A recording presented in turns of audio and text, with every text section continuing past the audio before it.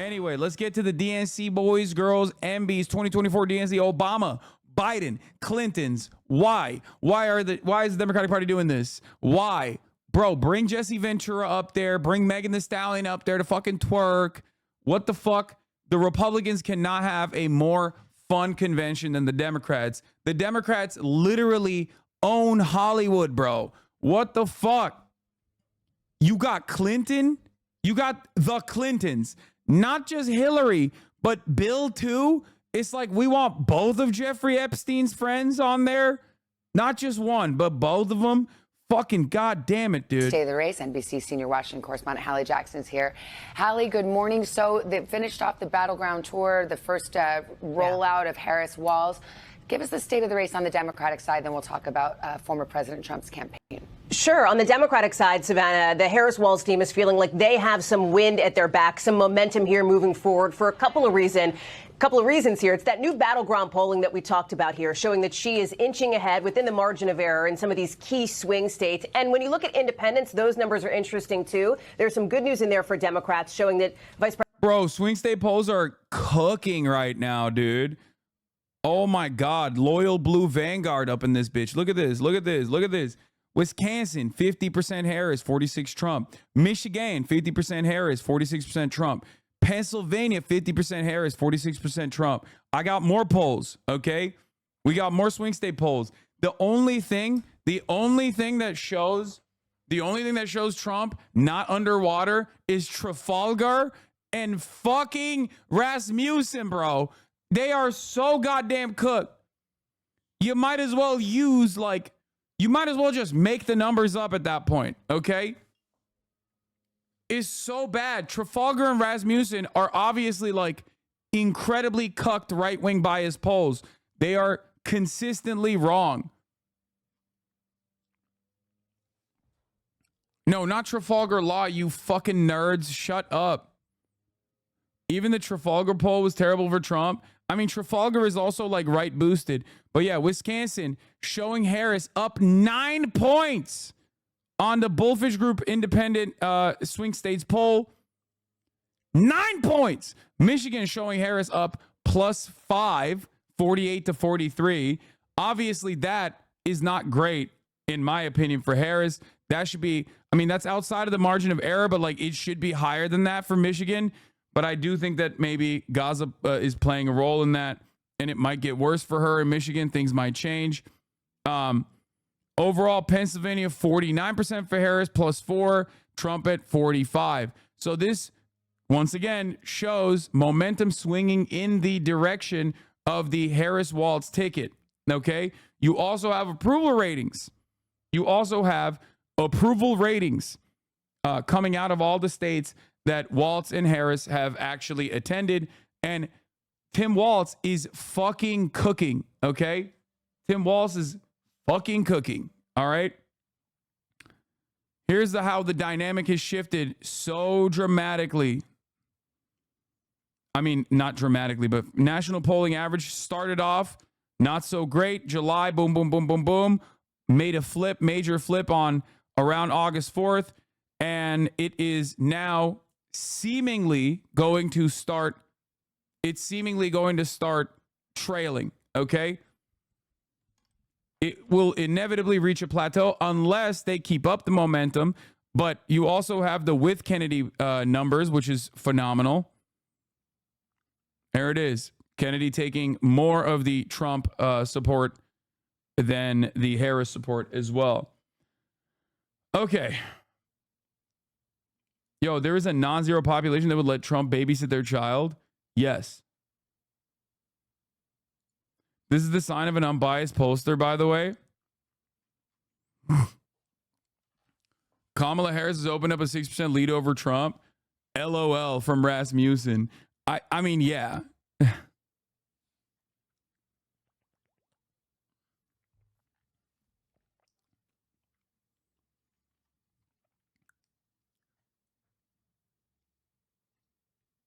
It's a shame Walz is too old to ever run for presidency after Kamala. Yeah, I mean, who knows? But anyway, whatever. Dude, fuck these polls. We all know it's fake. Yeah, yesterday I spent a lot of... Wait, what?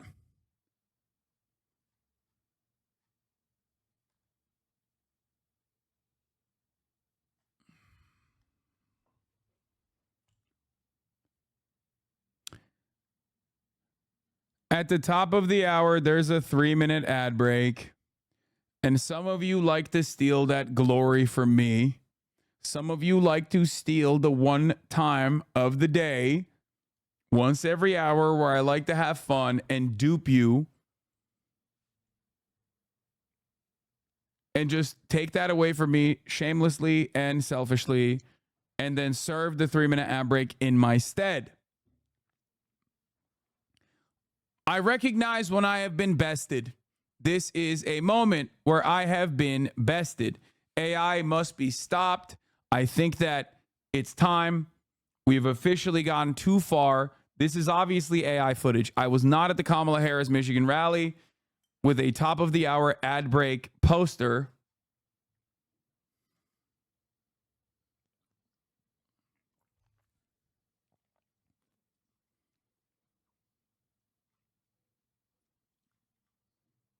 Fuck.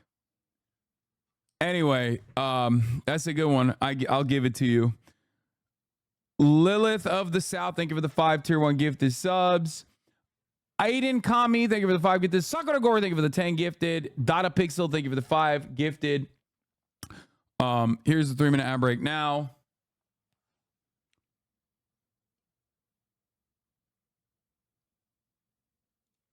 New Trump vid / tweet.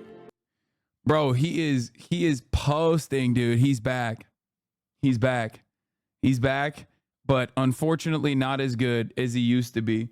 Waltz is going to address a union. Waltz will address union members in first solo campaign stop. Oh my God, my goat. He's going solo dolo. My king.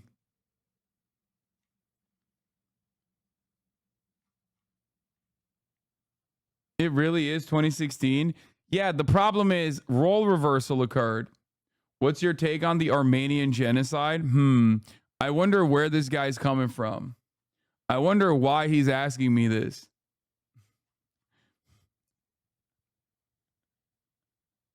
Here, there's a command for it in the chat. Okay? ! Armenian genocide.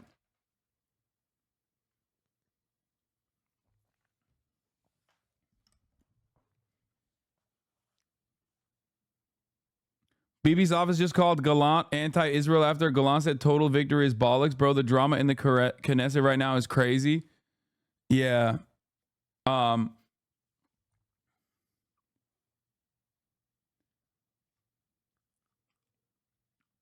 you think a Tom Bradley scenario can happen? What? I only think of this when I realize that Kamala is black and a woman. What?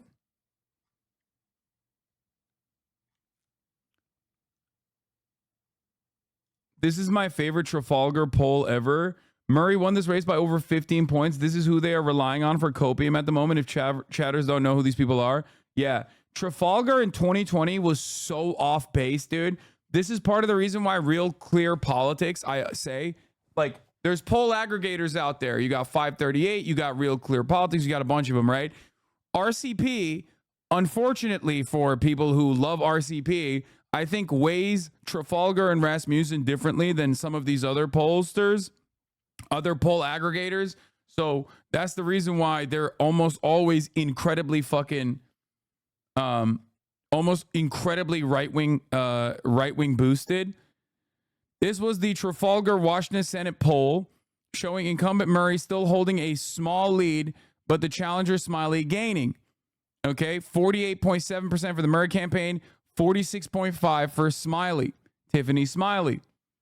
Murray ended up winning this fucking race by 15 points. So, like,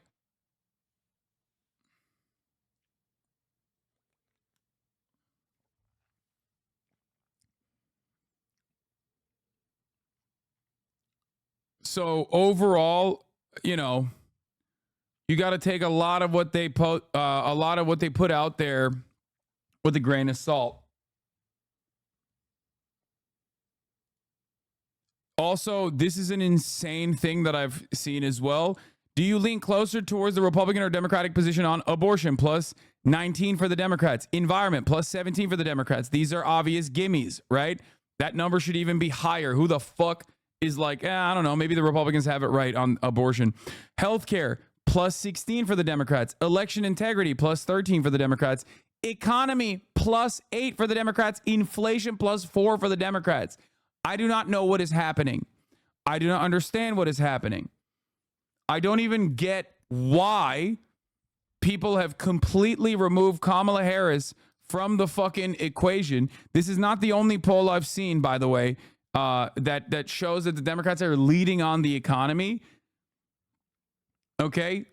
I think it's because they are leaning into populist, progressive policy positions. Okay? Immigration R2 also seems kind of surreal. I don't know how fucking valid this poll is. I really don't know. But I have seen a bunch of other polls where Democrats are like either close or leading on the issue of the economy, which is crazy.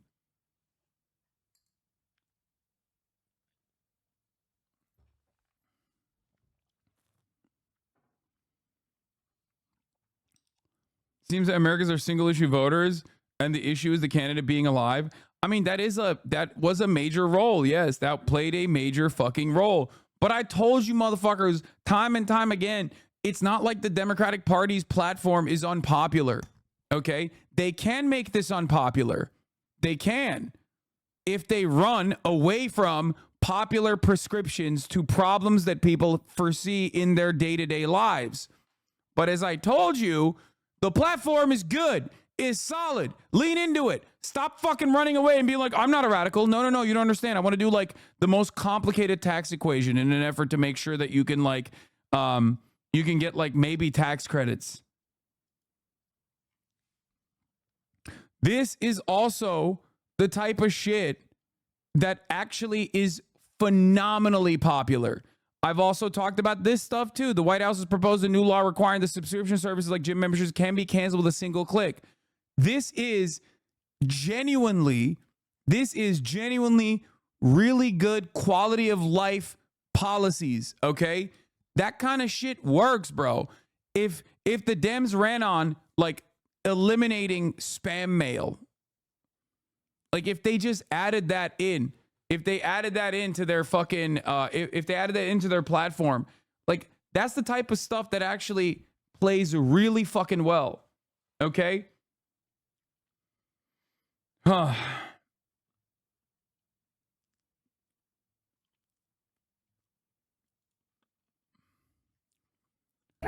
Like this is the type of shit, I'm gonna be honest with you, the FCC pushing the click to cancel rule for phone, internet, and cable companies, that, I'm not even joking. That is like +1 in a key state. Okay? You end up improving your chances so dramatically. You know what I mean? That's one extra point in a place like Michigan. That's a gimme. One of the major issues here, of course, is how they communicate it. Okay? How they communicate this progressive platform.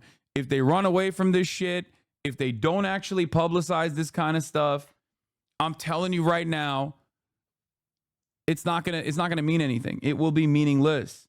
This is a bad policy. Yeah. Oh, shut up. You're trying to fucking serve a 3-minute ad break or something. That's why you're saying this is a bad policy. We already ran the ad break.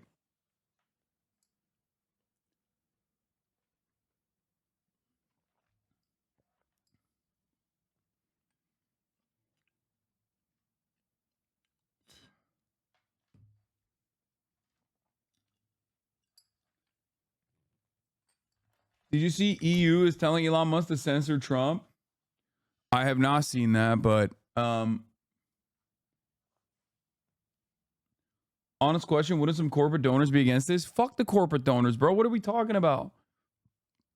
You got an election to win, okay? Corporate donors can only take you so far.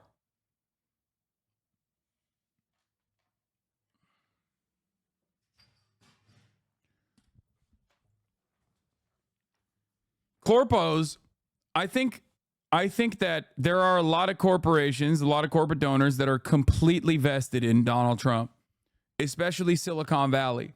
Okay? They're deep in the Trump pocket right now. They think J.D. Vance is a great choice. But obviously they are at odds with like real humans that go out and vote. Now, they can only move the needle so far, right?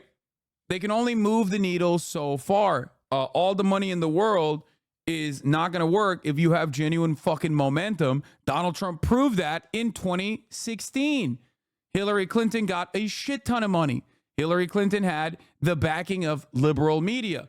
And everybody was constantly ripping into Donald Trump, but he was a significantly more dynamic, more charismatic anti-establishment pick for a lot of people who was able to make it seem like he was a more moderate person than the average Democrat on a lot of issues that were popular with the base. That's how he fucking won. Also because Hillary Clinton sucked at campaigning and thought that she wouldn't need to campaign in key states. But overall, that's what happened in 2016, where Donald Trump kind of had the juice. He had the momentum. He could overcome the massive amount of spending against him. On the other hand, Democrats now have that momentum. Democrats have that momentum, and they should not fucking cast it aside. You want to see real panic from the Republicans? Looks like they're being forced to dump 100 million ad bombs originally planned for late September to stop the Trump bleeding. That's what I'm saying. MAGA Inc., the pro-Trump super PAC, is plowing 100 million into ads that will air before Labor Day. The ads will air in Wisconsin, Michigan, Pennsylvania, Nevada, Arizona, Georgia, and North Carolina. The ads is messaging that Kamala Harris is soft on crime radical who's too dangerous for the White House. In a memo obtained by Politico Alex, the super PAC strategists say Americans might vote for a liberal, but they won't vote for a lunatic. And that's hilarious because Kamala Harris is a fucking prosecutor and Trump is a convict. So like, even if they thought that this was going to be an issue that they can move people on, it still doesn't fucking work. It literally didn't work in 2022. They are trying a tactic that failed in 2022. What are you doing? It's even harder to fucking make this. It's even harder to make this narrative stick because crime is literally down. Okay? Most Americans say that their cities are safe. It's other cities that they're worried about in terms of crime. And everyone in the media recognizes that crime is down across the board. Homicides are down as well, which was the only thing that was up regardless in the post-COVID bump. Everything else was still going down. And they have no way to make this narrative stick. They couldn't make it stick in fucking 2022. Okay? If they couldn't make this stick in 2022, how the fuck are they going to make this stick in 2024 when everybody recognizes that crime is down? Especially when you are a convict running against a fucking prosecutor. They just keep lying about it till it sticks. No, you have to understand, like, this kind of shit is great for Twitter. It's great for the MAGA cultists, but those guys are already voting right now because Donald Trump is completely maxed out on name recognition. You have to somehow magically bring people back to your side. He already lost an election. He lost an election to an objectively weaker candidate, Joe Biden, in 2020. Do you understand? He lost an election already to Joe Biden. Joe Biden was a fucking carcass. Far from like just a generic Democrat. He got shot and it didn't fucking move the needle. You cannot, especially if you're Donald Trump, you can't just like keep trying to pump out the same old narratives that have literally failed in the midterms when it should have been a massive lock for you. GOP should have been running the fucking table in the 2022 midterms. Literally, real negative wage growth, okay? Negative wage growth in the midst of an inflation crisis, in the midst of people actually feeling the heat. They still could not defeat Democrats in key states, in key districts. It's crazy. Why? Because they hyper-focused on culture war shit.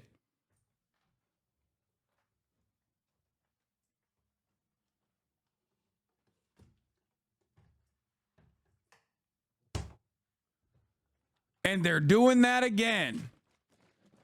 And it's in terms of culture war shit, there's one issue that is not, that isn't just culture war, but there's one issue where their legislative agenda actually went through after this 35, 40-year project on abortion.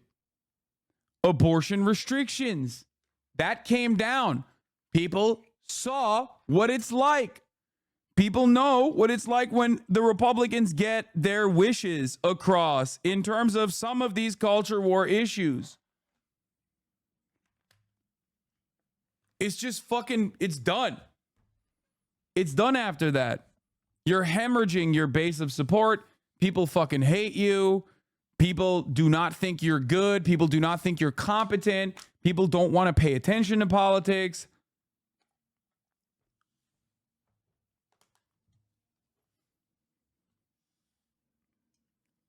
And worst of all, Democrats did one thing that they normally always do. Democrats did something that they never have done before. They demonstrated basic, bare minimum competence. They did that. They were like, oh shit, our guy is dead. He's rotting.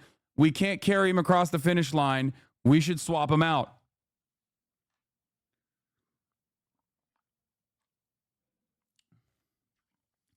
Then they followed through and went with a candidate that was a vice presidential pick that would lock them in for a radical, supposedly radical, progressive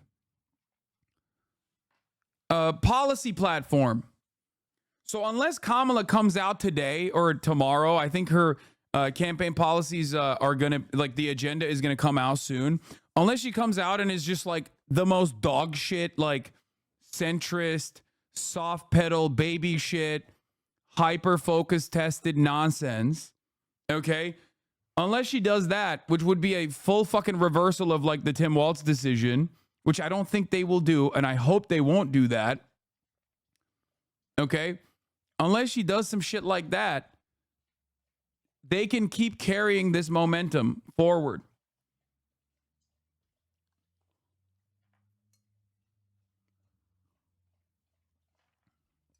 I think overall, the other side of this equation is that while Trump has certain key sectors on lock, like tech, maybe some defense contractors, hyper, ultra Zionist, whatever.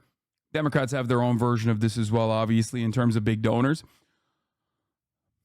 A lot of other industry leaders are also still worried about the instability in terms of like big ticket donors, like big money donors. A lot of industry leaders are also worried about what a second Trump term looks like in terms of the instability and the volatility. If you're just hyper focused on short-term benefits, maybe you're looking at it and going, the deregulation and the extra tax cuts will be good. But a lot of other key sector leaders probably look at this and go, Democrats are going to give us that too. And I'd rather have like maybe some regulation and stability rather than deregulation and complete instability that will defeat long-term benefits, long-term profits, that will destroy long-term profits because it will probably cripple America's standing. It will probably cripple the global economy. So like ultimately, those guys are making lesser evil choices from their own perspective. And I think that that is the reason why the Democratic Party has more leeway to operate within this progressive space, to captivate a progressive audience, to show Americans that, like, yeah, no, they can actually own these supposedly radical policies. Can you steel man a positive thing for a Trump second term? From whose perspective?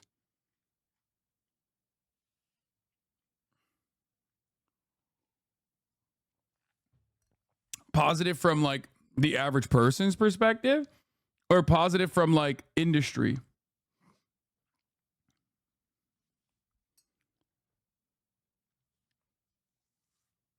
Because both the Democratic Party and the Republican Party are always going to be beholden to their corporate donors. Okay. Like they will always be beholden to their corporate donors. They will always like move the needle marginally in one direction, but even if they get like one step, if the Democrats take like one tiny step in the direction of like populist economic agenda items that will be truly beneficial for the American population, they'll still take like 3 steps in the direction of corporate donors. Republicans, on the other hand, will take, 10 steps in the direction of corporate donors, and openly.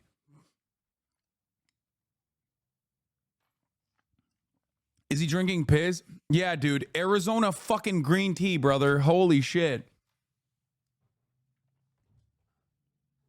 Yeah. This is, by the way, one big thing. America's crime reset. Omaha, 30% decrease. Miami, 20% decline. Philadelphia, a big fall in homicides with a 42% decrease. Which, by the way, that happened under the fucking progressive reign of a supposed George Soros DA, by the way. What happened? I thought George Soros DAs were literally releasing convicts left and right. Every single fucker was talking about this, including my goddamn uncle. What happened? Are they not releasing the criminals any longer? What happened? What the fuck happened? It's crazy to me. No, not Sam Cedar. My biological uncle, Jank. What's responsible for the crime reset? There is no fucking real, legitimate fucking increase of crime. That was all media narratives concocted. There is no real reset. Crime was always down. There was a big bump in the immediate aftermath of COVID on homicides. That's it. Everything else. Oh, shit.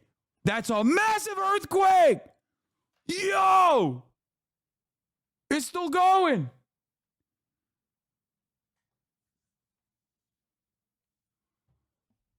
Yo. Kaya, you are fucking not even remotely interested. Come here. Come here. That was crazy. That was a big one, boys. That was crazy.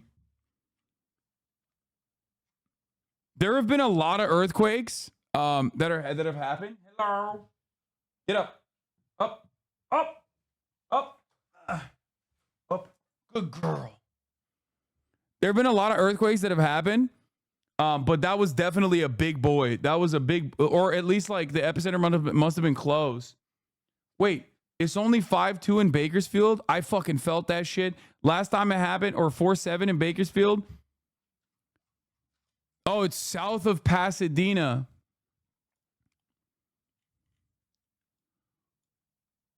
Holy moly, that shit is close. That's why I felt it.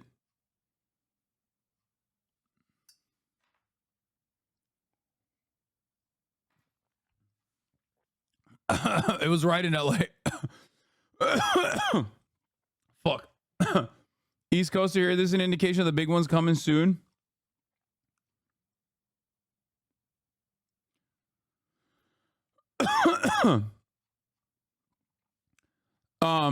That was the first time. That was the first time in a while where I was like, damn, that's a big one. Kaya, place. Place. Good girl.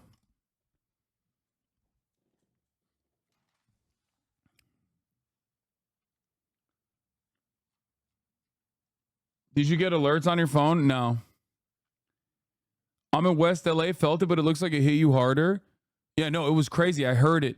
I think one of the scariest parts of the earthquake is that obviously shit starts shaking. That's it. But it's the noise. There is this like very weird noise that you hear that I find particularly scary. Like there's this presence. It's like there's like this nefarious, scary, ominous rumble. You go like, I don't know if you can hear it from my fucking mic, but it's actually like I think one of the scarier parts of it. Everything else, oh shit, that's a massive earthquake. Yo, it's still going.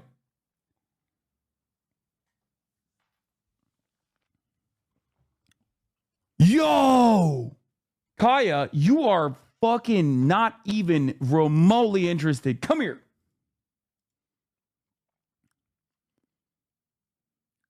Massive Lamau. The wall shaking and the air moving in that frequency when the doors and windows are rattling. Yeah. The instinct to go full cam, you clip farmer.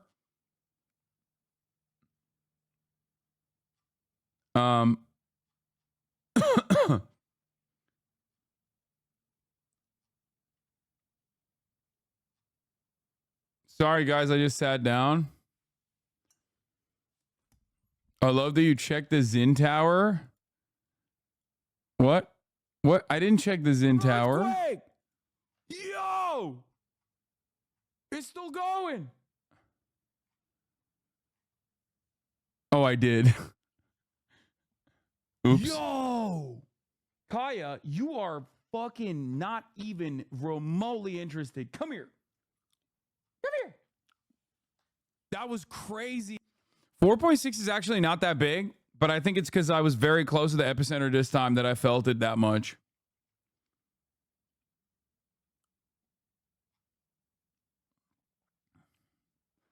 I remember when that earthquake hit on the East Coast a couple months back, I was in bed and that shit felt good on my back.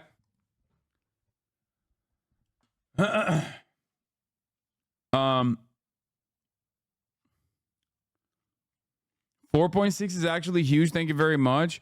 Nah, not for California. We get that shit on a daily basis. There was another one in Bakersfield that was 5.2. I didn't even fucking feel that shit.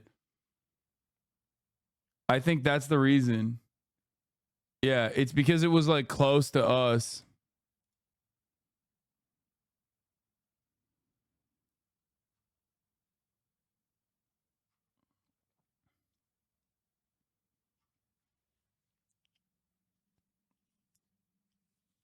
Keizo attacking you for not for telling everyone that he's not a real big boy. Yeah. 4.6 is fucking massive. Wait, no. For California, 4.6 is not that big. Like, it happens. Dude, last week there was a 5.2 in Bakersfield like a couple days ago. Oh, you guys are making penis jokes. Oh, I thought y'all, man. Y'all are so dumb.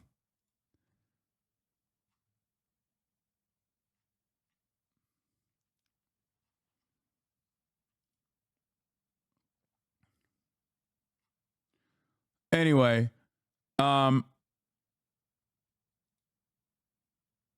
let's continue with what the fuck I was talking about.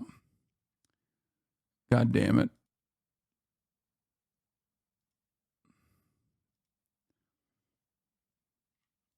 President Harris is doing better than President Biden with independents in some of those critical swing states. You've also got the money factor. The Harris camp has raked in tens of millions of dollars in a relatively short period of time. And then look ahead at what's happening a week from today. The Democratic National Convention begins in Chicago, and that is a week of primetime coverage for the Democrats. We're learning more about who some of the headliners will be. Two sources familiar with the planning tell us that former President Obama will speak, along with former President Bill Clinton, former Secretary of State Hillary Clinton, and President Biden will be one of the headliners as well, in what seems like a nod to his leadership after he withdrew from the 2024 race. In a new interview just recently, Savannah, his first since he decided to step off the 2024 ticket, he says he did so partly so as not to be a distraction for Dems.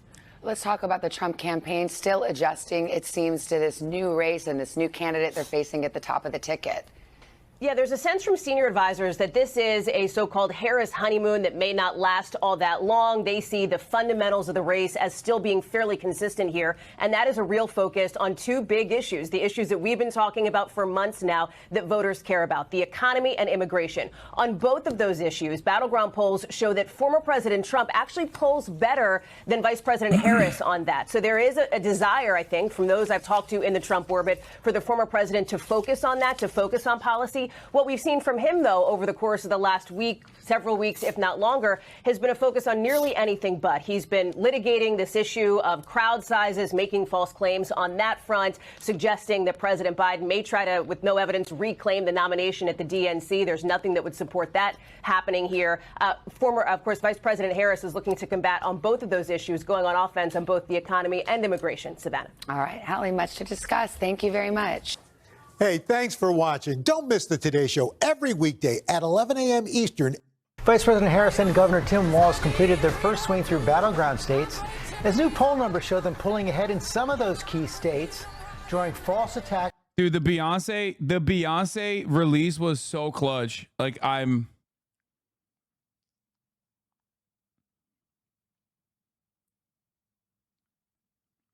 can't, it's just, it goes way too fucking hard. The Freedom song, it really does. Like, Kamala Harris kind of low-key doesn't deserve that level of hype. You know what I mean? From Donald Trump about the crowd size at their rallies. Rachel Scott is tracking the race from Washington. Good morning, Rachel. Hey, George, good morning to you. This is an entirely different campaign, 1 week out from the Democratic National Convention, and a new poll shows that Vice President Kamala Harris is gaining traction in those critical battleground states. All of that really not sitting well with former President Donald Trump, who has resorted to pushing conspiracy theories about the crowd size at her rallies and questioning her racial identity. This morning, Vice President Kamala Harris gaining momentum in the race for the White House. Another thing that I did not like, and I brought this up already, was like Kamala Harris doing the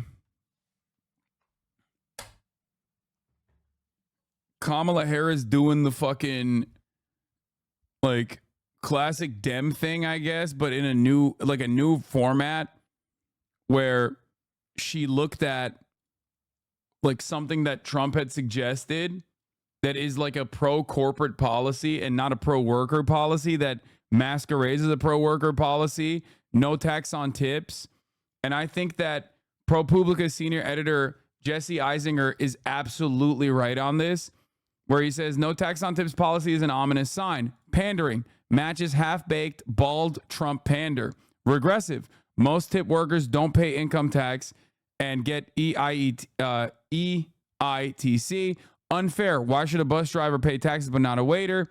Relieves pressure on corporations to raise wages. That is a key part of this that I have an issue with. Reasons is ominous. Suggests Harris doesn't have a serious economic policy circle that can respond to idiotic Trump blather. Suggests she doesn't have good enough political instincts / communication skills to explain why doing the thing that sounds good isn't actually good. I am a little fearful that she just blurted that out. I'll be honest. But it played in Nevada. Brother, what are you talking about? She's in front of the Culinary Union. You know the Culinary Union already has a policy in place that they are advocating for. It's called abolishing sub-minimum wage.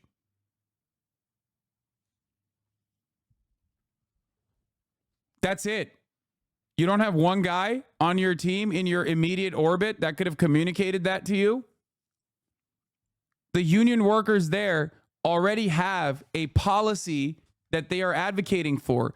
It is the abolition of sub-minimum wage. Americans on the consumer front fucking hate tipping culture, right? And there's a nefarious reason as to why tipping culture is bad for the workers as well. And a lot of people, I think, don't realize that. It is a very effective, I would say, cowardly way to make it seem like you are trying to make it seem as though you are trying to appear pro-worker while simultaneously not appearing pro-worker at all, or being pro-corporate.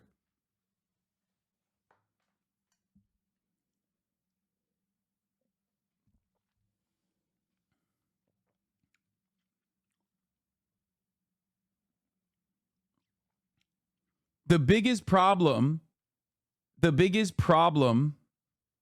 for service workers right now is the reality that they have to rely on the gratuitous nature of the customer in order to fucking survive.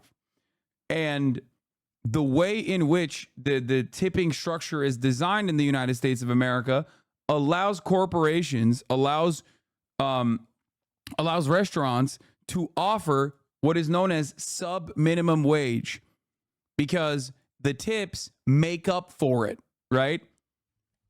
As in, you get paid sub-minimum wage at like $2.35 an hour, and then the rest of it is being made up with tips anyway. So your bosses, the restaurant, doesn't have to give you like an honest, livable wage. They don't have to offer you an honest, livable wage. It's crazy. Many tip workers like tips because they can get like $500 a night. Not all, but many. No, I understand that. I do. I get it. I know why it comes across as a popular policy. I know.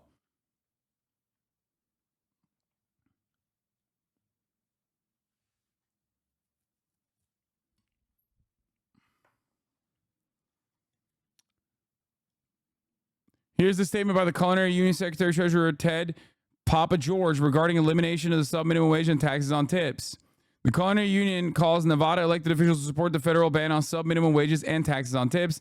Nevada stands as a model where workers receive a fair minimum wage without relying on customer tips to cover wages. Currently, 34 states maintain minimum wages above the federal standard of $7.25, but tipped employees in many states can still earn as little as $2.13 per hour. According to BLS, Bureau of Labor Statistics, approximately 1.1 million workers in the United States can earn below the federal minimum wage of $7.25 per hour. In Massachusetts, the tip minimum wage is $6.75 an hour, while the state minimum wage is $15 an hour.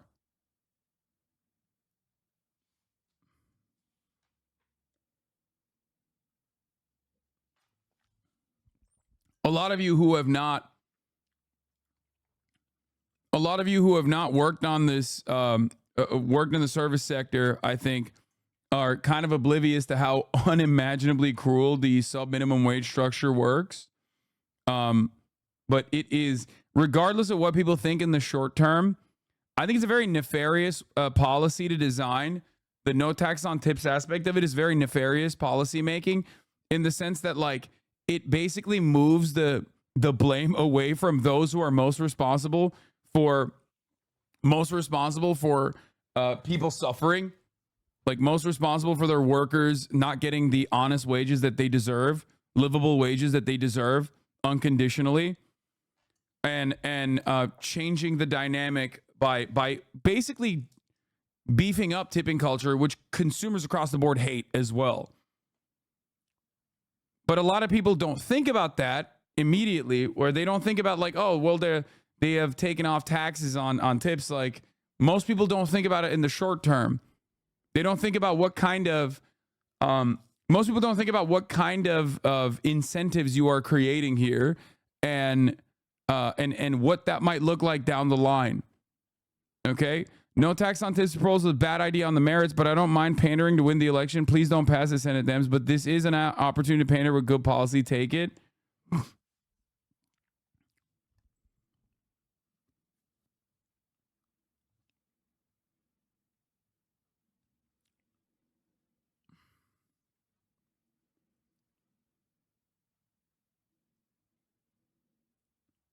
Rumors on economic Twitter is Harris' policy will include raising all forms of minimum wage, including the sub wage.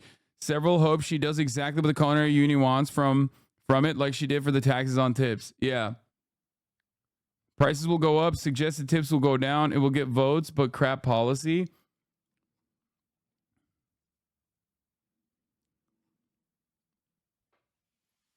Servers already don't claim our tips anyway, so what does this change?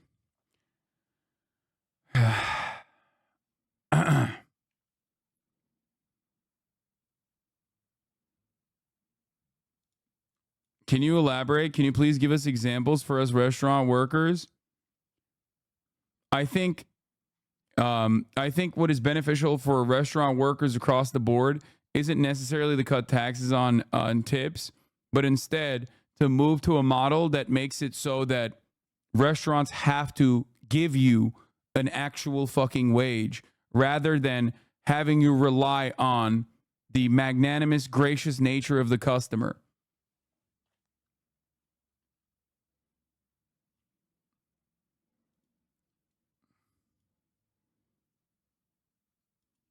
Then you have the present brain on the other side. It's hugely expensive and economically distortionary, so much that I highly doubt it will ever become law, which also makes its promise less likely.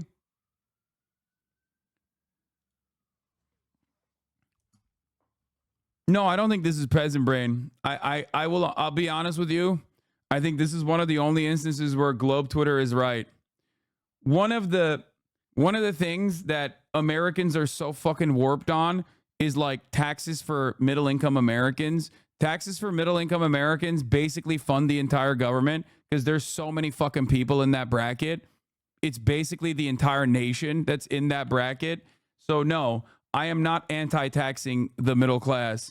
And obviously you can't say that in America if you're running. You certainly try to avoid talking about that at every point, but they're not wrong. It is actually, when he says it's hugely expensive and economically distortionary, what this person is saying is not entirely incorrect. What this person is talking about is funding the government. Like you're adding on, you're basically taking away like a massive chunk of taxable revenue from the government coffers. And I don't necessarily think that that's a good thing. I think that the way that the middle class is currently taxed is decent enough. But, you know, the way that we spend is completely out of whack. People should be able to get more social safety nets for the taxes that they're paying currently. And then there are obviously plenty of areas where people are not taxed at all, especially if or not taxed appropriately, especially if your entire net worth is in the stock market or on assets that are taxed at a lesser percentage than the regular straight income tax brackets work. And most of the super wealthy operate on that boundary.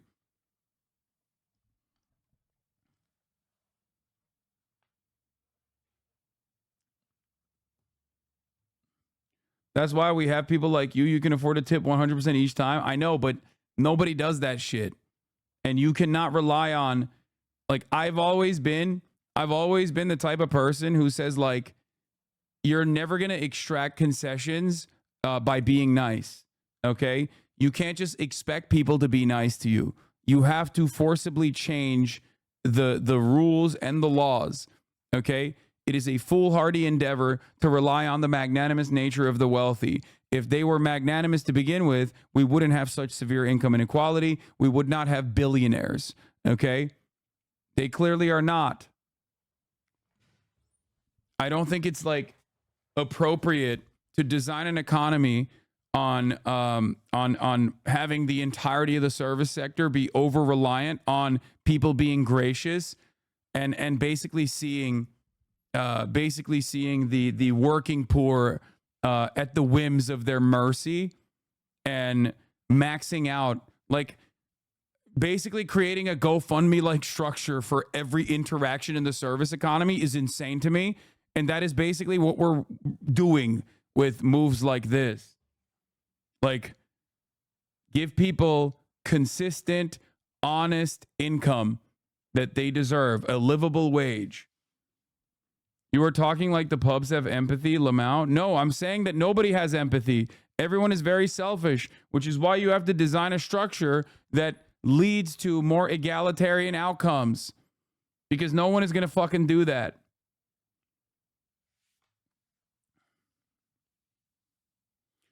Also, the Culinary Union saying that they want no taxes on tips is one thing. The Culinary Union leadership and many union leadership can oftentimes push for policy that is not inherently good, that is not ultimately a good policy.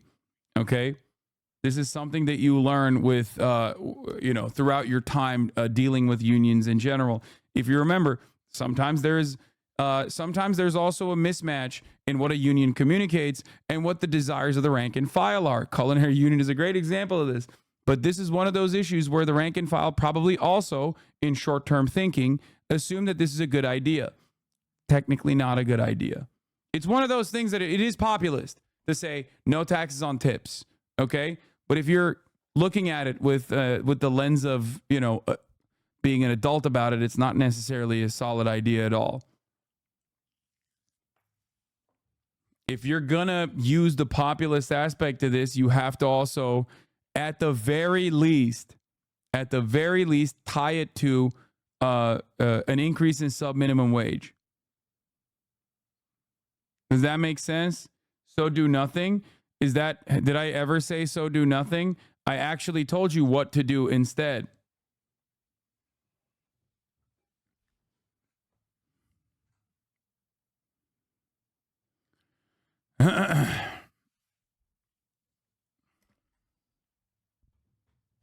Why don't they go further and ban or increase sub-minimum wage? No, that's what I'm saying. They should. If they want to keep that, if they, let's say, want to keep that fucking sub-minimum wage part of the equation afloat, they tack it on with like this populist policy.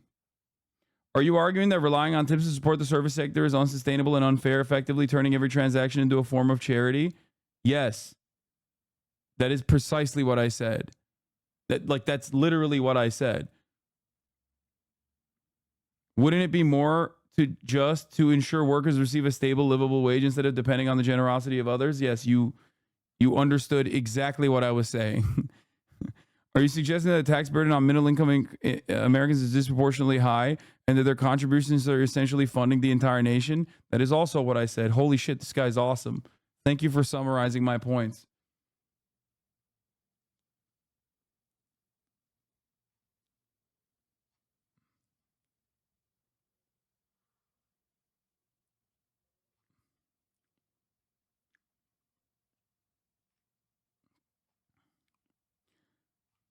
The reason why sub-minimum wage is devastating is because there's plenty of people who are also fucking broke. And when they're fucking broke, they also are, for a multitude of different reasons, refusing to fucking pay tips. Okay? So then the person in front of you is suffering as a consequence of that. They just served you for like an hour and they got nothing in return, and now they made $2 in that process. Like, that's insane. Relying on customers to keep the business afloat, to keep the lives of these servers sustainable is craziness.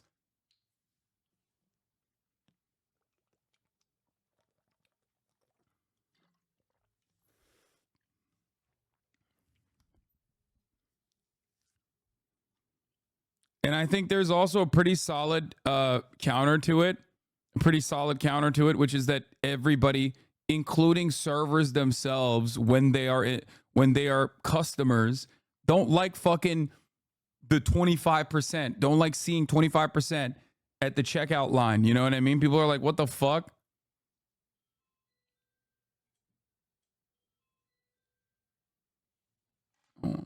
Anyway, let's continue.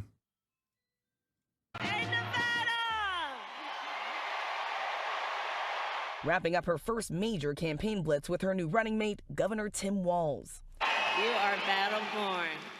And if Donald Trump wants to pick a fight over our most fundamental freedoms, we say, bring it on. Bring it on.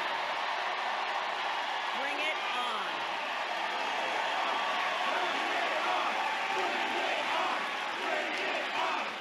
A New York Times Siena poll shows Harris has a 4-point edge on Donald Trump in Wisconsin, Pennsylvania, and Michigan, within the margin of error. And enthusiasm for the Democratic ticket has skyrocketed since President Biden dropped out of the race.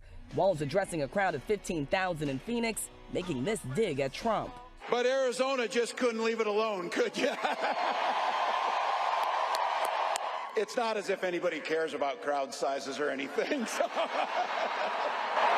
Trump has long boasted about the size of his rallies, just days ago claiming nobody has spoken to crowds bigger than me. And now the former president pushing conspiracy theories on social media that Harris used artificial intelligence or AI to create images of fake crowds, falsely claiming there was nobody there. David Plouffe, a senior advisor for the Harris. This part is so funny. I think this is a major fucking L for the Trump camp. Like, this is a risk, okay? You are assuming a risk. And the risk is, are there enough people in the margins, not in your base, but in the margins, that will actually get brain diseased by this kind of rhetoric and believe it? Okay? Every step that the Trump administration takes going forward is supposed to be moving the needle in the opposite direction. They've already maxed out on name recognition. Most people have already decided. They've made up their minds about Trump. They had also made up their minds about Biden as well. But now with the Kamala Harris waltz ticket, that's an entirely different ticket. So they stand to gain a lot from people in the margins. Trump, on the other hand, is completely maxed out. He already was the fucking president. He was a telegenic figure. On top of that, people already have these opinions. They've already calcified their positions, right? So every step they take, they are gambling, okay? Every step they take, they're like, will this move the needle with moderates that are Republican leaning? Will we be able to bring these moderates back to our side? Now, before you say they are believing that it's AI, you are wrong. The people that look at that crowd and go, oh, that's AI, are already Trump supporters. I'm sorry, man. You're out of your fucking mind, okay? You're not thinking about, like, old people that are not spending all their goddamn time on Twitter. You're spending all your goddamn time on Twitter. You're spending all your goddamn time on Twitch. So you think a lot of the Republican Party's base of support, or those in the margins, like the more moderate, the more independent voters and whatnot, are also spending every waking moment on Twitter. Okay?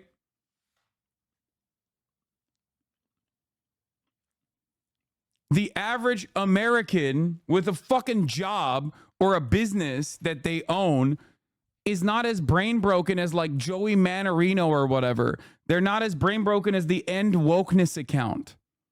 Okay? They're going to look at this and go, what the fuck is this guy saying?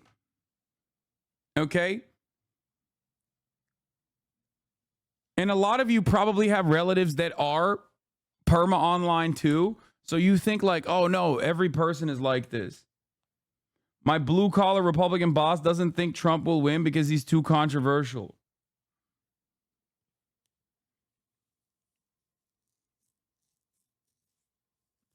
That one incident may not move the needle, but isn't there a collective impact on the constant barrage of misinformation?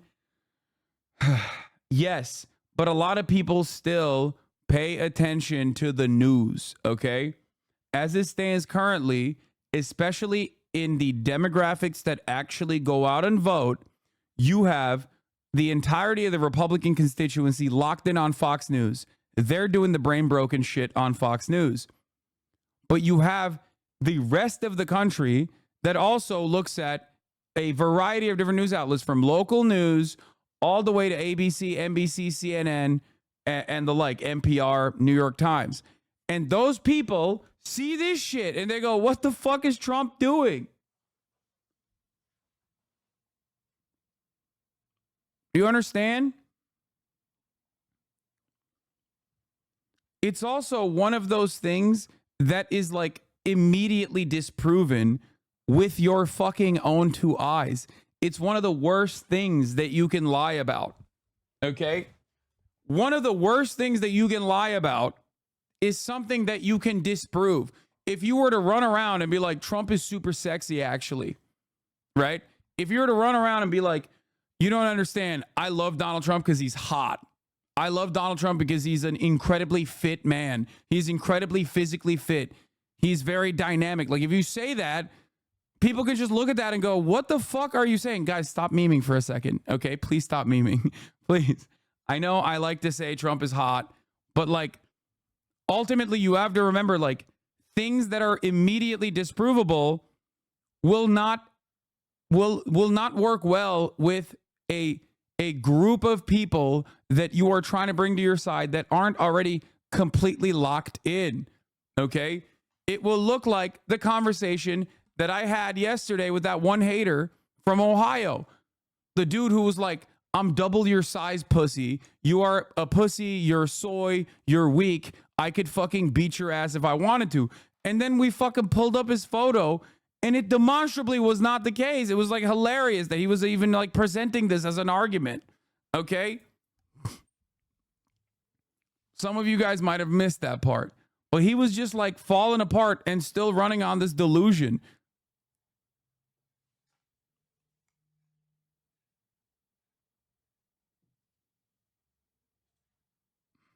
Anyway.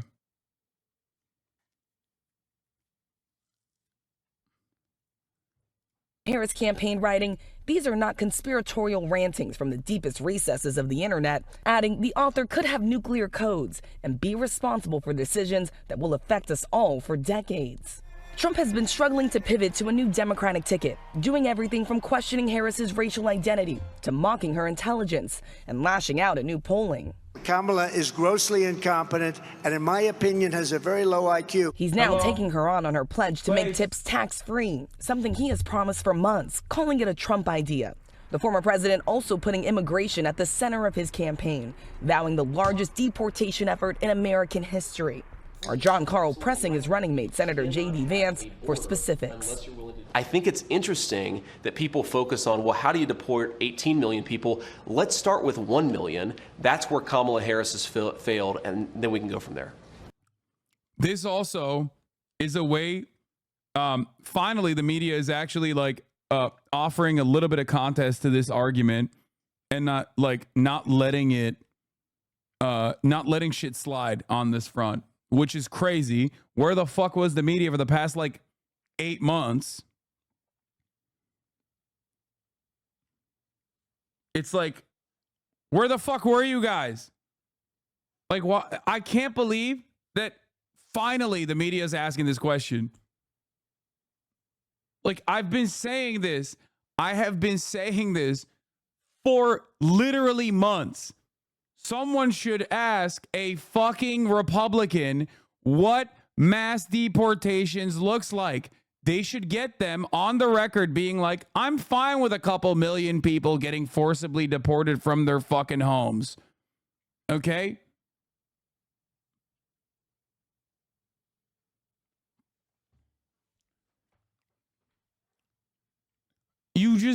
It's shocking to me that now they're saying, only now, they're fucking finally being held to account for this goddamn position.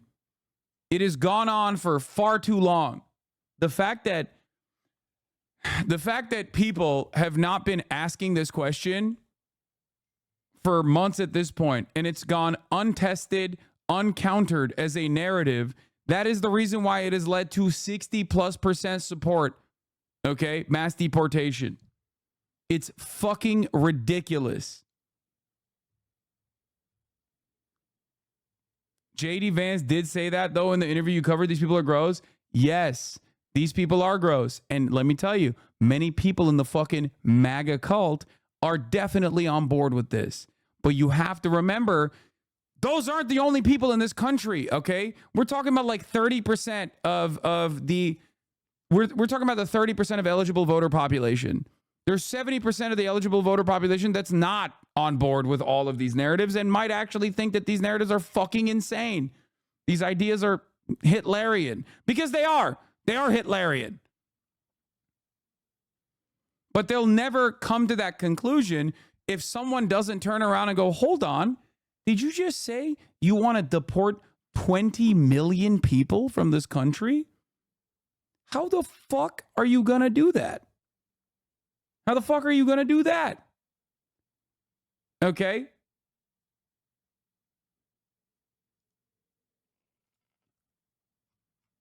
POTUS account calling for a ceasefire again. Yeah, bro, that doesn't mean shit, okay? You have the power. Do it. You can get 30% of Americans to agree on anything. Exactly. Anything. 30% of Americans can agree that there's no top of the hour ad break. Okay? at the top of the hour at the Hasan Piker broadcast. But there is one.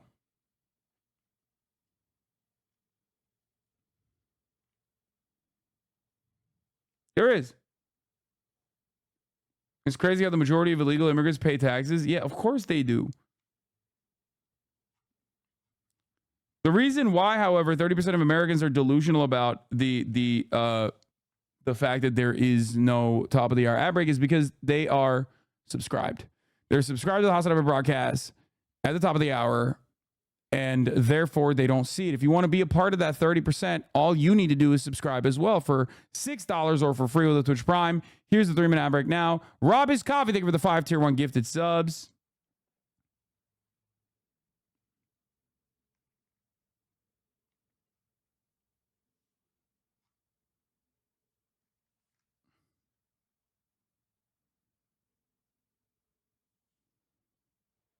Anyway, don't 50% of Republicans support bombing Agrabah? What? Only 8% of Americans believe that chocolate milk comes from brown cows, though. Okay, there are some things that are, I guess, too insane for even the 30%. I've said this before. You can get the classic Hasan Piker quote is you can get 20 to 30% of Americans to believe anything.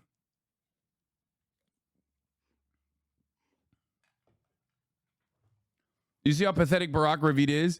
Bro, we said it. We saw it in real time. We saw this in real fucking time. Agrabah is a city in Aladdin. Point is they support bombing in places that doesn't even exist. Yeah. I got it. I got it, chat. I got it. I understood. I understood the meme. Okay, let's continue. And in another twist this weekend, the Trump campaign claimed that it had been hacked by Iran. It pointed to a report from Microsoft that said that the Iranian hackers sent a phishing email to a top campaign official. Microsoft did not specify which campaign that was, and the Trump campaign has not provided any further details, George. Yeah, we've seen foreign interference in our elections going back to 2016 at least. Rachel Scott, thanks very much. The enthusiasm around the Harris-Walz campaign is seen at their rallies, no doubt. It's also showing up in new polling that we want to bring to you today, showing the Democratic ticket has made some gains in some battle. I said this yesterday. J.D. Vance had a fucking horrible interview with Dana Bash. Dana Bash actually cooked his ass up and down, like embarrassed him, thoroughly embarrassed him. Okay. And part in that process, and in the interviews that J.D. Vance has given since then to ABC, NBC, and CNN, the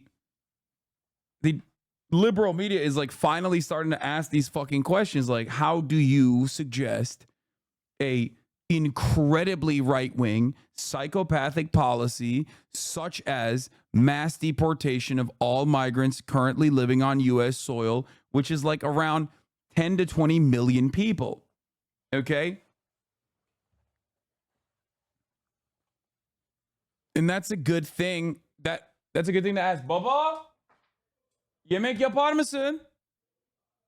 Yok hayır şeyde saat 3'te. Tavuk var mı? Ground states. What does momentum look like in the polls? Harry Anton is here. What do you think? What am I seeing? So these were these New York Times Siena College polls that came out over the weekend. And look, this is Democrat versus Trump margin. This is May, Biden versus Trump. You see plenty of red on this side of your screen, Pennsylvania, Wisconsin, Michigan. Of course, that quote-unquote blue wall. This was back in May. You saw Trump up by 3, Trump up by 1 in Wisconsin, Biden up by a single point in Michigan. The trend line here is what's so important. So let's jump ahead from May to August. We go from some red on this side of the screen. Look at all this blue on this side of the screen. Pennsylvania, Harris by 4. Wisconsin, Harris by 4. Michigan, Harris by 4. So you're seeing those comments on Trump on social media kind of going bananas, and you're wondering why. It's because he's looking at polling data like this, which shows clear momentum from Donald Trump to Kamala Harris as Joe Biden's got out of the race. I'll note still no clear leader up here, but you would much rather be Kamala Harris up. Why is no one talking about amnesty? I suspect Kamala Harris will be talking about it. She briefly brought it up. So Democrats in the past used to play this weird song and dance where they would do a little push-pull. Okay? Democrats used to do this push-pull where they would be like, here's a really fucking broadly popular, phenomenal fucking idea. Let's make people who were brought, like kids who were brought into this nation by their undocumented parents when they were like literally fucking 4, 5, all the way 12, up to the age of, I believe, 18. Let's offer them a pathway to citizenship, or let's actually create a process where they can at least like operate, maybe not with the full blown citizenship, but like have some level of like protection. Okay. This originally was something that the Republicans were completely against. This is called Dreamers.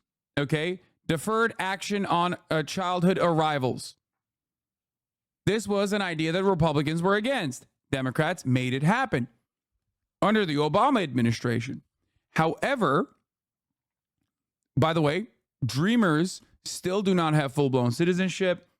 And the idea, like, or the policy of giving Dreamers full-blown citizenship, okay, has always polled at 90% consistently.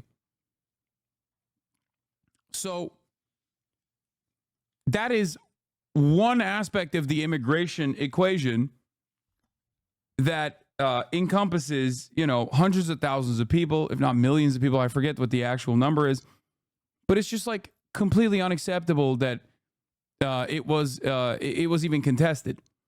And to this day, it's still contested by the Republican Party. However, because it was so overwhelmingly popular that the Trump administration was not able to actually cut it off entirely and shut down the program entirely, because 90% of approval rating is something that you cannot cast aside. Now, how do we get here, though? Democrats did that, and Obama also was the deporter-in-chief simultaneously. More aggressive immigrant detention processes, but also Dreamers. Under the Biden administration, however, we saw something different. In 2020, when Biden was running against Donald Trump, he ran on a overtly progressive, pro-immigration platform. Okay? Overtly progressive pro-immigration platform. His first 100 days in office, he said he's like, overturning all of the previous Trump border, all of the previous Trump immigration restrictions, and will offer a pathway to citizenship to all immigrants, all this stuff. He didn't do any of it. Okay? He basically kept in place the what's the fucking name of the legislation? It's like Remain in Mexico Act or whatever. He basically also kept Title 42 in place. There were some hurdles. There were at times when the Remain in Mexico, he basically kept, and Title 42, he basically, Title 42 he completely kept intact. So that was pretty devastating. But it doesn't end there, okay?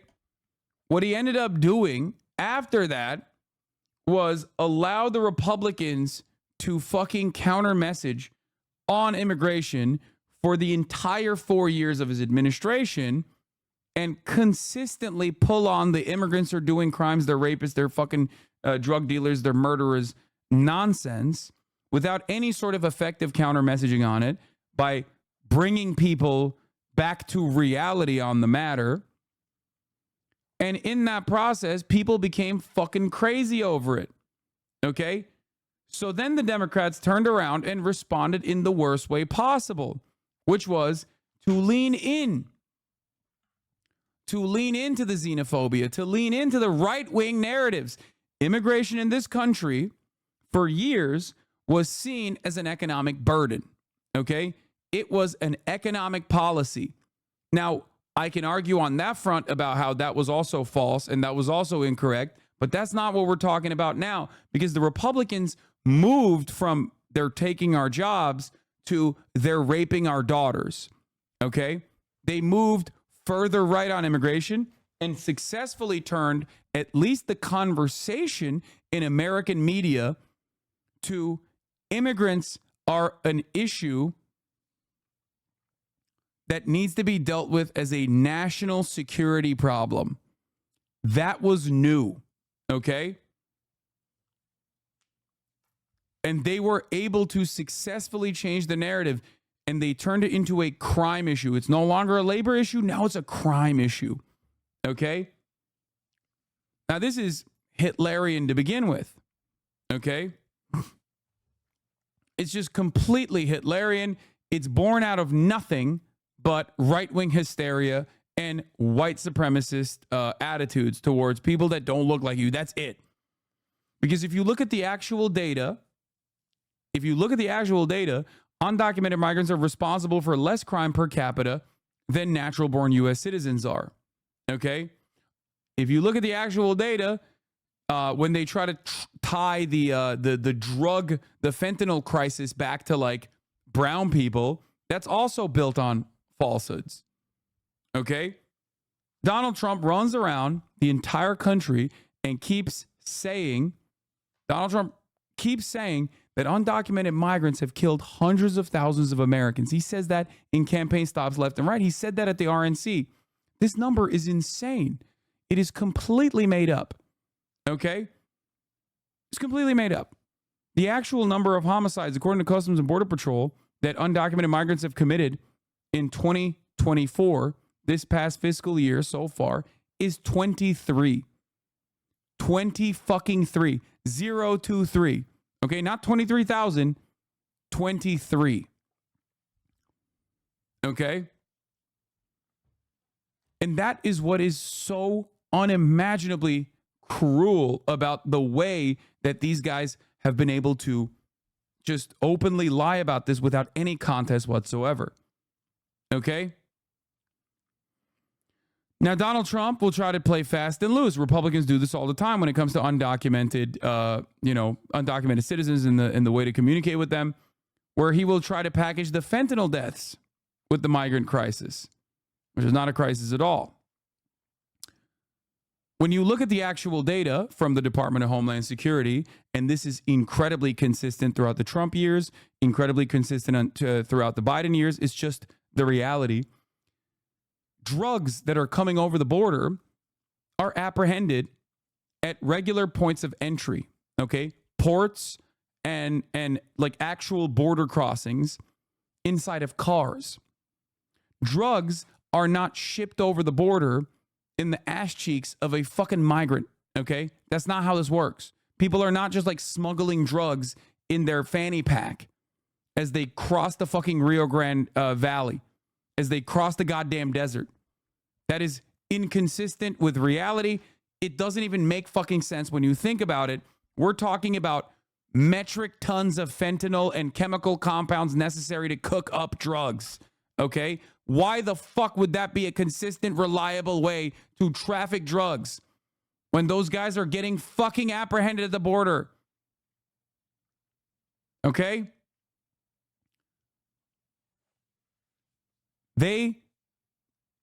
All of the drugs that are coming over the border are stopped at regular points of entry, okay? 90%.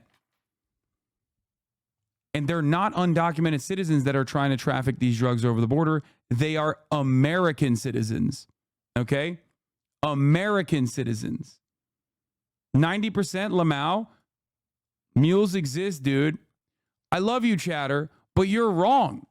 And I know that it sounds insane because you have been led astray because nobody talks about the actual facts.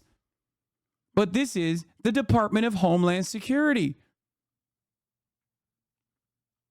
Less than 10% of drugs are actually caught but go off, King. Brother, think. The mules are American citizens. inside of their cars with American license plates. That is the easiest way to sneak drugs across the border. What do you think is a more successful strategy? Giving random people who paid a jackal like 10 grand or whatever some drugs to cross the border with drugs and then get apprehended by Customs and Border Patrol, or to chop up a car and put the fentanyl inside of the fucking car? What do you think? Not a jackal, a coyote, sorry. Fuck. I never said it was all migrants. No, you said 90% Lamau. And also said mules exist, dude. Yeah, mules do exist. They're just American citizens, but that goes against the narrative that you have been taught, so it doesn't matter.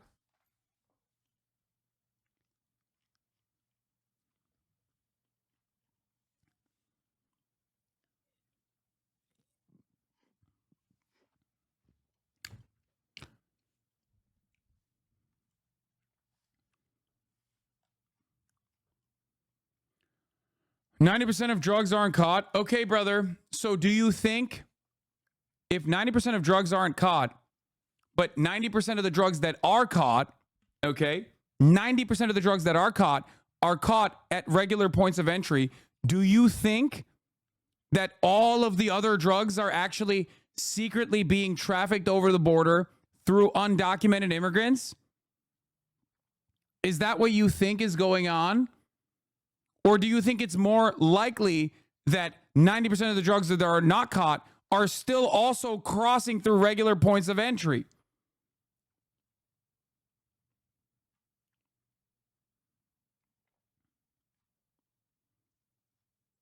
I agree with that. Okay.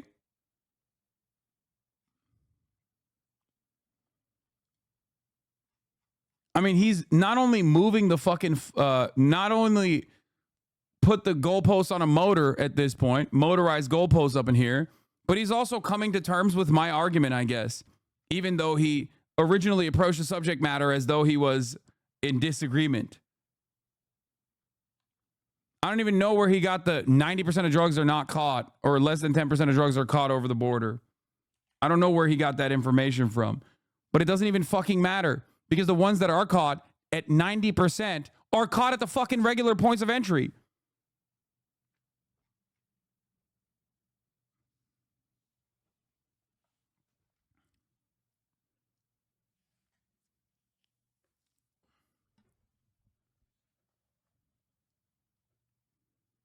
They only find a small percentage is my point.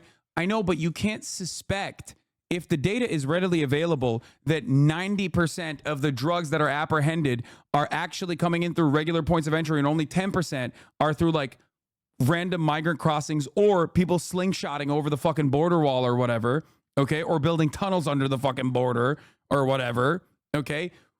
Why would you ever make the assertion that, why would you ever make the false assertion that actually secretly these guys are all trafficking the drugs through the pockets of Guatemalan abuelas, okay? Because that's the assertion that the Republican Party is making. That's what they try to lead you to believe, okay? According to the USSC, in 2020 fiscal year, 80.1% of all drug traffickers are U.S. citizens. Of course they are. It doesn't make any fucking sense. It doesn't make any sense for them not to be U.S. citizens. They are less likely to get additional scrutiny. That's the point. Wait, what the fuck?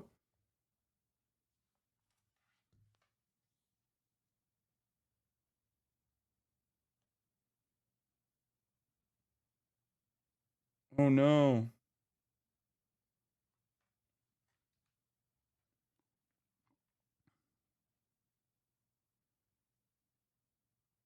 This overheated and started leaking.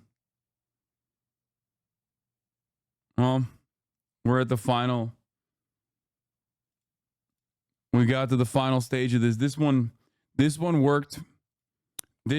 I used this cable for years and years, and it was very reliable and it was very good. But we have officially come to the end of this cable. this cable's lifespan. I was like, why is my fucking arm so warm?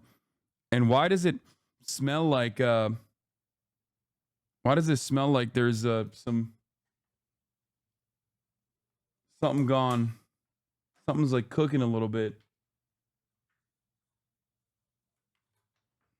It's done. We've come to the end of the lifespan of this fucking cable. Rest in peace, R.I.P.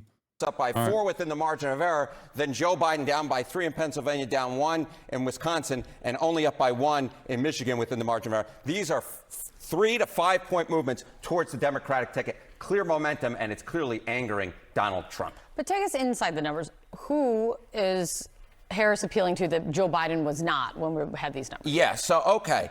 Is it that Harris is getting Republican voters? No. It's not that she's getting Donald Trump voters from 2020. What is she doing? Number one, she's coalescing the Democratic base. So look, in Biden this spring, he was getting only 90% of the voters who voted for him back in 2020. Look at it now. What do we see? We see Kamala Harris is getting 93% of those voters. So we see that momentum. The other thing that we see is those untraditional voters. Those voters, there's all this talk that Donald Trump was going to get these voters off the sidelines and get them to vote for him who didn't vote in 2020.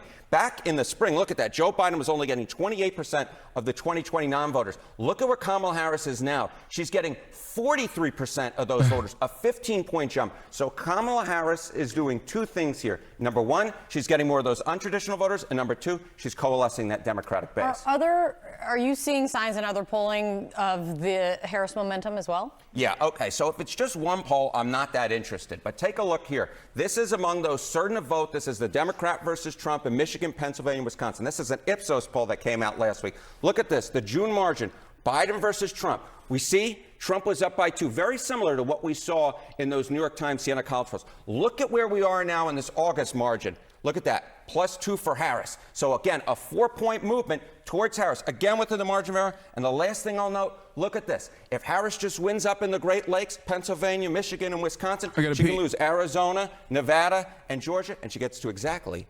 270 electoral votes. All right, so momentum it is today. Momentum it is. Thank you, Harry. Thank you. CNN's Isaac Dover is here with the very latest. How does the Harris team view things this morning, Isaac? Well, look, John, they obviously are glad to see good poll numbers following a good couple of weeks for the vice president since she got into this campaign. Remember, we're only talking about 3 weeks here since Joe Biden dropped out. But they're trying not to get too ahead of themselves. Harris herself was in San Francisco yesterday at a fundraiser, and she said to donors there that she's never been one to really believe in the polls, whether they're up or they're down. What we know is the stakes are so high, and we can take nothing for granted in this moment. And like what the Harris campaign is focused on here is making sure that people don't get feel like the race is done, feel like they don't have to do a lot of the work here. There are very few people who believe that this race won't come down to a couple of 100,000 voters at most between a couple of states, and that's the sort of thing that could even, it doesn't matter where the popular vote goes, could end up swinging the Electoral College. It's amazing to think about Democrats talking about complacency when just 3.5 weeks ago it was Republicans talking about complacency there. So what does the week have in store in terms of a policy rollout? And I guess the first ever appearance between President Biden and Kamala Harris since he has left the race. Yeah, we saw them briefly on the tarmac when that prisoner exchange happened at Andrews Air Force Base. But this will be an event on Thursday in Maryland, right outside D.C., with the two of them there together. It is put out as an official government event, not as a campaign event exactly, but they clearly are going to be doing it in the sense of passing the torch. What the White House has told us so far is that it will be focused on lowering costs for Americans. And what that is important is because not only is it Harris and Biden talking about economic issues, but it's the two of them staying very closely connected to each other. And that is something that we've seen since Harris got into this race, even as the Republicans in the Trump campaign have tried to say that Biden's record is bad and Harris is tied to it in a bad way. That's not the approach that they're taking. Isaac Dover, great to see you this morning. Always great to have you on in the morning. Appreciate it. Sarah? All right, here we go again. False claims about crowd size from Donald Trump, and even more talk about Kamala Harris's race and childless cat ladies from his running mate, J.D. Vance. Just a few of the new and familiar lines of attack we heard this weekend as Donald Trump tonight sits down for an interview with Elon Musk. Let's bring in CNN Steve Contorno. Steve, some Republicans want to see a more disciplined, as you heard from Isaac Dovere, message from Trump going after Harris. But is that what they're getting? Certainly doesn't seem so far, Sarah. I think scattershot is probably the best word to describe what we saw from the former president over the weekend. He made fun of Senator John Tester's weight, the Democrat in Montana. He called Tim Walz, quote, very freakish. He said Harris Walz supporters were pink-haired Marxists, looters, perverts, flag burners, Hamas supporters, drug dealers, gun grabbers, and human traffickers. And he also continued to be solid.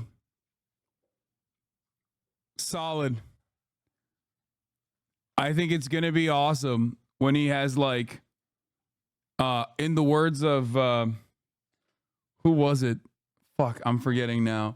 In the words of that one Joe Rogan guy who was being interviewed by Joe Rogan, never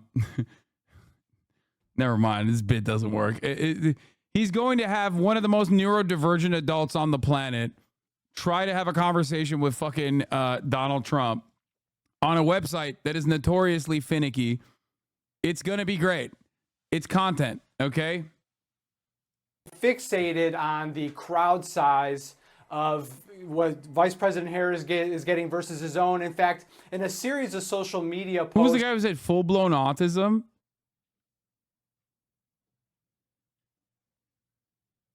How am I forgetting that? Oh, it was Robert F. Kennedy. Yeah, RFK, my favorite scientist, who said, you never see an adult with full-blown autism. He shared debunked footage and claims that Harris was doctoring her crowd size. These were AI images that they were sharing. He said that she should be disqualified because they faked their crowd sizes when these photos were easily debunked. Meanwhile, his running mate continues to be answering questions about some of his past statements and trying to focus the attacks more on what they say are the anti-family policies of the Harris-Walz ticket. Take a listen to what J.D. Vance told our CNN over the weekend. I think that what it is two people, Kamala Harris and Tim Walz, who aren't comfortable in their own skin because they aren't comfortable with their policy positions for the American people. And so they're name calling instead of actually telling the American people how they're going to make their lives. This is such a funny line. The Democrats are resorting to name calling because they said you're weird is my favorite fucking bar so far. It's up there with the Democrats really need to stop with this violent rhetoric. What's the violent rhetoric?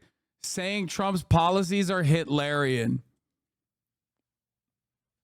Democrats need to stop with the violent rhetoric. They've really tuned it up a lot. Democrats really need to stop with name calling. Bro, you're running on the name call ticket. What the fuck?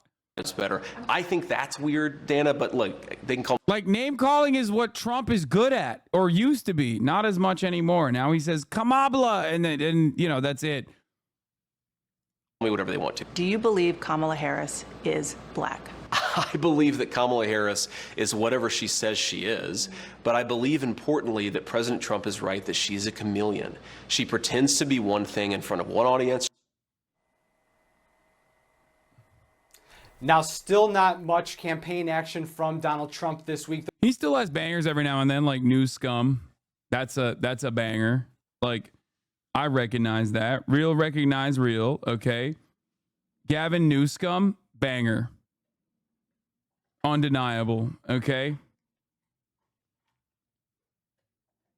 He still got it every now and then when it matters, in moments that matter. But overall, much worse than before. Though he will, as you said, Sarah, speak to Elon Musk later today. J.D. Vance, meanwhile, will be more active on the campaign trail in the coming days. Steve, just curious what you can tell me about the Trump campaign saying that they have been hacked. What do we know on that front? Yeah, there's still a lot we're still trying to figure out about this. The Trump campaign claims that a, quote, high-ranking official in the campaign was hacked from Microsoft by Iranian hackers. Now, Iran, we should say, has so far denied this and is unclear if Iran was responsible. Microsoft has so far declined to comment. The U.S. government has sort of not shared with public any details that it has had at this point. This is all stemming from Politico reporting over the weekend that it had received emails including internal communications and a research dossier on J.D. Vance that the campaign had put together. The campaign in a statement saying these documents were obtained illegally from foreign sources hostile to the United States. New poll, 55% of voters in swing states thinks that Donald Trump is weird. This is registered voters across the and I think this also gives you an indication that the Kamala Harris campaign. Bro, I swear to God, I'm seeing the dominoes fall, dude. I have personally never fucking seen like the Democratic Party actually lean into some good shit ever. They always run so goddamn scared. Oh my God, I'm so happy. It's just, there's still so much more that the Democratic Party needs to do, especially in terms of like the ongoing genocide.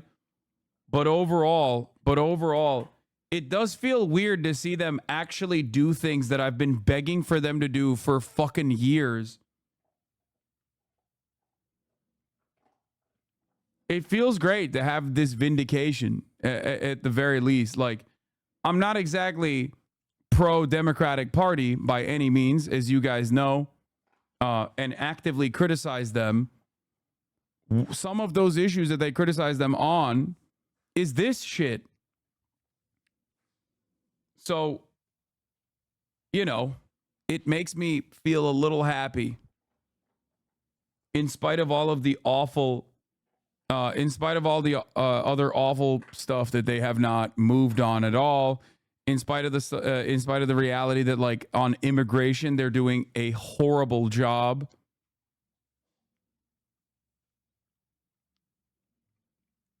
The fact that the Tim Walz choice and what that spells, the fact that they're like running on the Republicans are weird. We want to feed children. They want to fucking talk about children's genitals. They want to do genital inspection day in every state. It's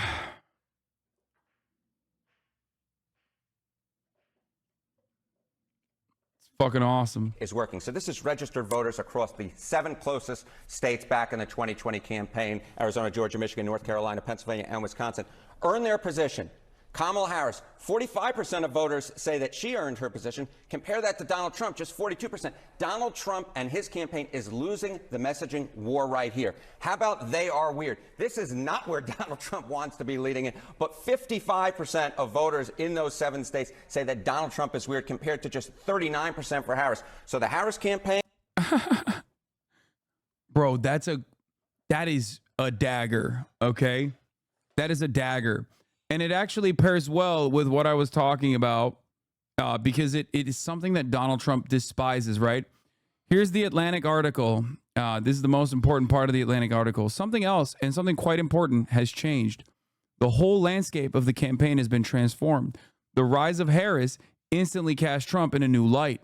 He formerly seemed more ominous and threatening, which, whatever its political drawbacks, signals strength. A thing that I've been saying over and over again. That's why the weird thing is so much better than just saying he's scary and a racist and a dictator. Now he seems not just old, but low energy, stale, even pathetic. He has become the political version of Fat Elvis.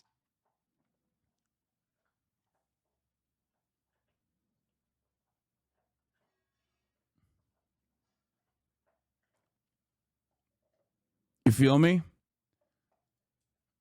I told you guys It is a perfect way. It is a perfect way to capture the attention of moderates, those who are not paying super close attention to this race, because the Democrats, I think, are correct when they say the Republicans have Nazi-style policies, but obviously consistently saying they're racist is not hitting all of the avenues, all of the fucking demographics that it's supposed to hit. When you call them weird, on the other hand, you basically deflate the entirety of their culture war narratives that they run on. They're weird. They have this like pathological obsession with trans people. They have this pathological obsession with like children's genitals. They have this pathological obsession with like women being breeders. Like they have to be bred. Women have to be bred. It's obsessive. It's gross. But most importantly, it neutralizes it. Because if they were fucking talking about this on the if they were talking about this as like as though they're scared, Republicans can run on a message of being strong, right? Ooh, the Democrats are scared of us. It's because we're strong. When you call them fucking weird, all of a sudden they're not strong. They're just gross. It's like being in an argument with someone and they say that your breath stinks. That's actually fucking awesome. I never even thought about that. That's like the nuclear option.